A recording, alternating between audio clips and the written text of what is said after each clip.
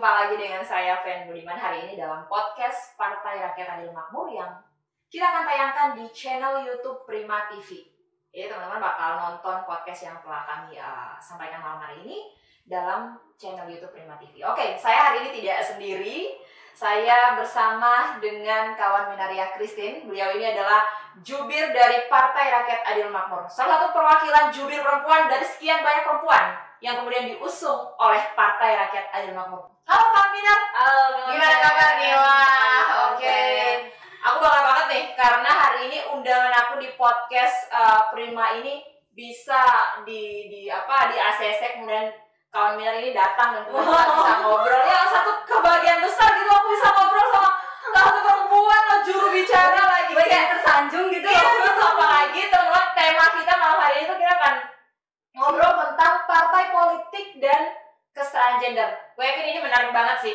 Karena kalau aku sendiri sih ngomongin soal partai politik dan kesetaraan gender tuh udah setiap hari kita ngomongin dari mulai bangun tidur lagi, bangun tidur lagi, kita ngomongin itu doang. Dan sebenarnya negara ini tuh kayak kita punya ekspektasi yang lebih banget bahwa negara harus punya wadah buat kita, ya terutama dari partai politik itu, tapi kemudian kita bisa lihat kan bahwa partai politik hari ini tuh banyak kepentingan oligarki yang merasuki dalam sistem partai politik ya. Nah, kalau kita bicara tentang kesetaraan gender dan juga partai politik ini, udah ada kawan Minar nih. Ini udah ahli banget dan gue percaya banget nih. Kenapa kita harus ngundang dia dan diskusi bareng dia karena wah, excited banget, gila-gila gitu. Jadi kayaknya berlebihan banget nih. Gue jadi nggak tahu ngomongin apa. Serius, gue selama ini kan kayak mikir emang penting banget gue sebagai anak muda juga perempuan ya harus benar-benar memahami apa itu politik. Gue juga masih muda loh. Ya, sama. Kayak kita semua kan dong. Tapi gue gak mau ditanyain. Kamu bisa dong ya. Aku mainnya gila. Pokoknya bicara soal kesetaraan gender ini terutama keterlibatan perempuan ya. Tapi aku akan memulainya dulu dari bagaimana kawan Minar harus mengulas tentang problem perempuan di Indonesia sehingga nanti kita punya punya kajian yang jelas dari mulai problem hingga nanti kita akan bicara tentang bagaimana keterlibatan perempuan dalam partai politik. Oke, jadi waktu dan kesempatan gue berikan nih ke kawan Minar, silakan. Gue ambil ya. Ambil. Udah kayak bola nih. Oke, selamat malam sahabat Prima. Saya Minaria Christine, dipercaya sebagai juru bicara DPP Prima dan saya membidangi perempuan dan kesejahteraan sosial. Malam hari ini saya mengisi podcast dan didampingi oleh beliau ini selain aktivis perempuan, beliau ini juga perawat yang sangat pemberani gitu kan. Pasti sahabat Prima udah double job nih gue nih. Kalau nggak tahu gue nge-host nih. Udah dengar isunya lah siapa Fen Budiman ini. Side job guys. Jadi kita memang agak klop memang ya malam ini karena kita sealiran ya. Jadi feminisnya itu dapat gitu kan.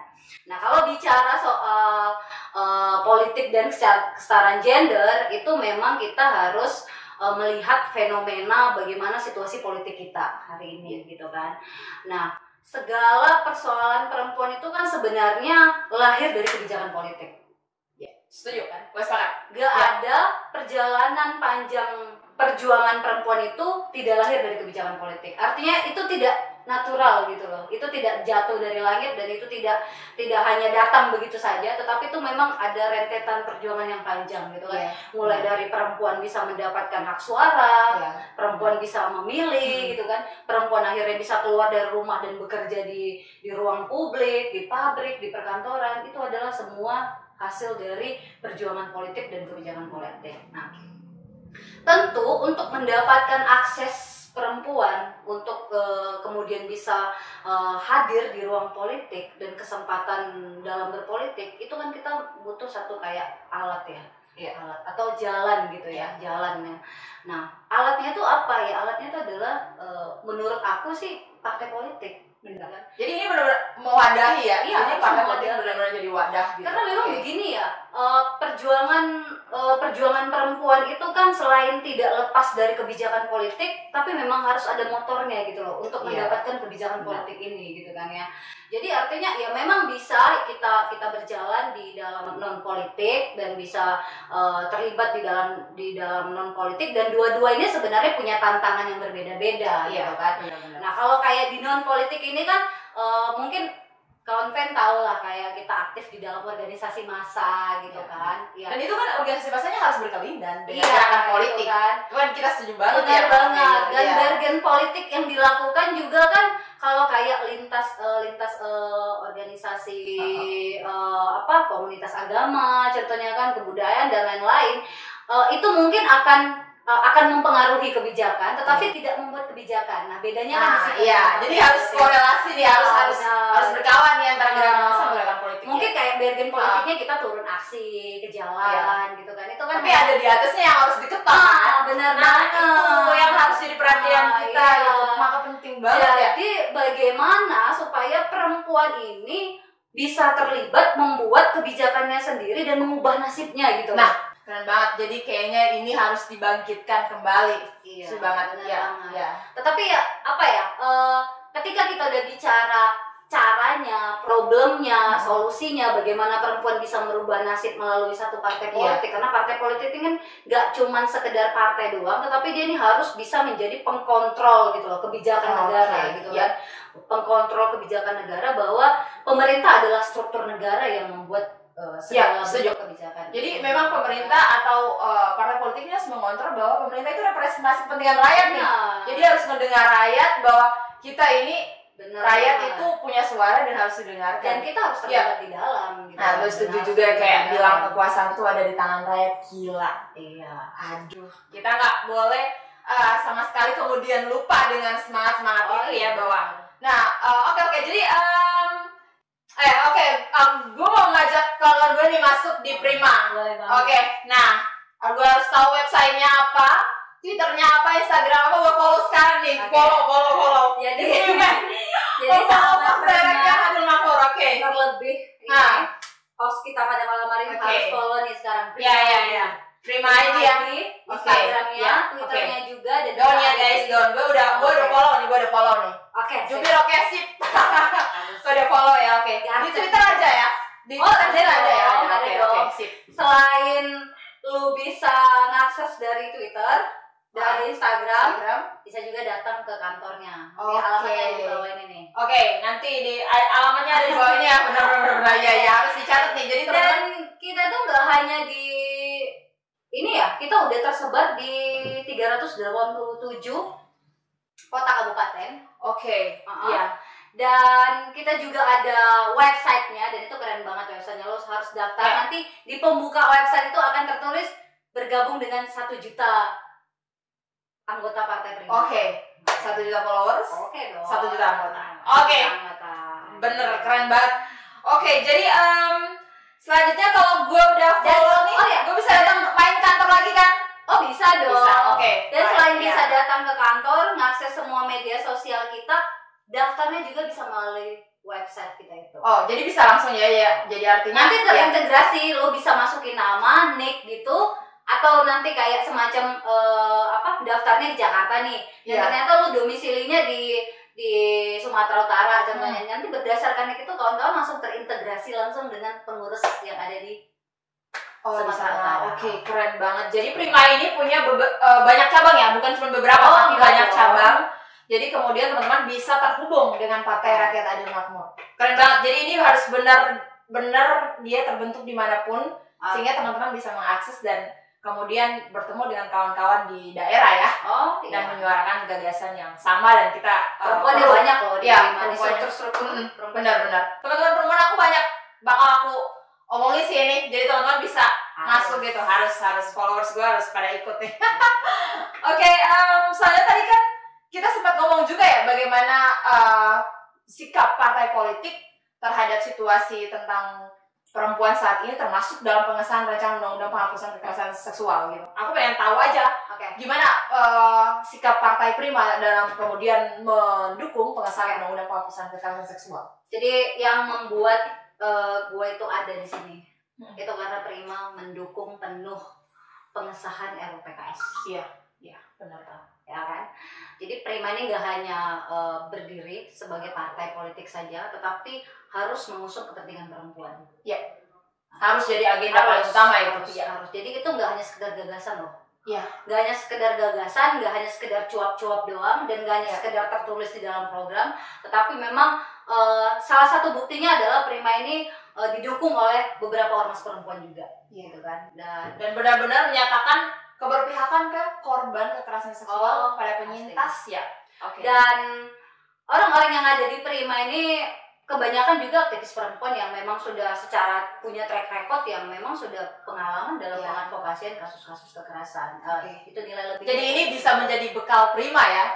Dan kemudian mengadvokasi kasus-kasus kekerasan seksual gitu. Gimana ya kalau gue bilang Prima ini memang partai yang punya wajah feminis. Tau gak sih kenapa gue bilang kayak gitu? Karena di Prima ini pengurus strukturnya yang ada di daerah dari Sabang sampai Merauke itu banyak perempuan. Salah satunya adalah DPK Kerom yang ada di Papua. Itu perempuan itu nggak hanya menempati kayak bendahara gitu ya, yang hanya jadi kayak posisi kalau bendahara tuh kayak misalnya kita tuh nggak ditaruh pada posisi untuk mengambil kebijakan atau keputusan. Tapi dalam posisi penting mulai dari ketua sekretaris bendahara. Dan kerennya lagi di struktur kami yang ada di Kerom itu semua pengurusnya itu adalah perempuan. Ada di Sumsel, di Morotai gitu-gitu ya. Ada banyak lagi pengurus-pengurus dan itu didominasi oleh perempuan. Artinya apa?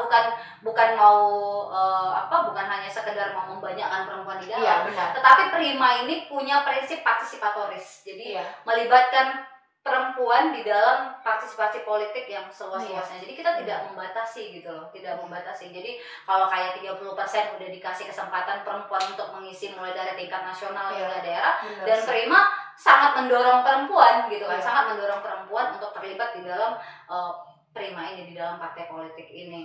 Dan kita juga banyak pengurus-pengurus yang selain menjalankan kerja-kerja di partai politik, dia juga biasa juga membawa anak. Jadi kita tidak ada batasan untuk perempuan yang punya anak. Jadi benar 30%-nya nggak hanya sekedar afirmasi action gitu. Jadi benar-benar los aja gitu.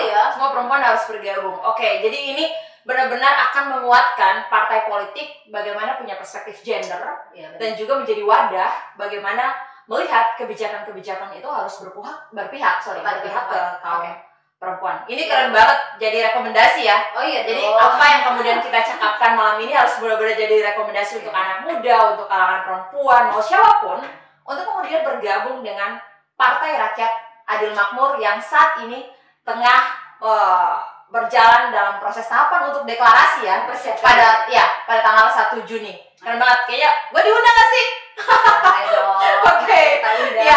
Jadi gue bakal pengen juga datang, pengen tahu seperti apa sih program-program Partai Prima ya. Dan kemudian mungkin secara berkelanjutan kita akan terus mendiskusikan soal Partai Rakyat Adil Makmur. Yang jelas adalah program besar dari Partai Prima ini mengenai kesetaraan gender adalah bagaimana kita untuk mewujudkan kesejahteraan sosial. Benar. Itu paling penting. Menurut gue gini, agar kesetaraan gender dan kesamaan derajat itu menjadi nyata, kesejahteraan sosial harus terwujud. Perempuan harus melebarkan sayap ke dalam partai politik agar terlibat untuk membuat kebijakan. Kita nggak mungkin bisa kalau nggak cukup makan, nggak cerdas, nggak cukup uang untuk belajar dan segala macam, itu kita nggak akan bisa melahirkan anak-anak bangsa yang memang harus. Benar. Gue tau banget kan, karena perempuan emang bener Indonesia tuh wajah yang sering kita bilang bahwa feminisasi kemiskinan itu kental banget, dan kita tahu bahwa kemiskinan itu selalu berwajah perempuan. Benar banget. Dan kalau Prima kemudian mengusung ini sebagai salah satu program mengeluarkan perempuan-perempuan dari liang kemiskinan, nah ini keren banget sih. Jadi asli kita benar-benar harus bicara soal kesejahteraan sosial. Jadi dia harus berkelindan bahwa selain peningkatan partisipasi politik perempuan, tidak hanya secara kuantitas nih guys. Jadi bicara juga soal kualitas, kemudian bicara secara programatik itu benar-benar bertumpu pada kepentingan perempuan. Karena gini, kesejahteraan sosial ini kan sebenarnya adalah kebutuhan pokok rakyat Indonesia yang sampai hari ini belum terpenuhi. Gitu kan. Dan biasanya itu kemana-mana.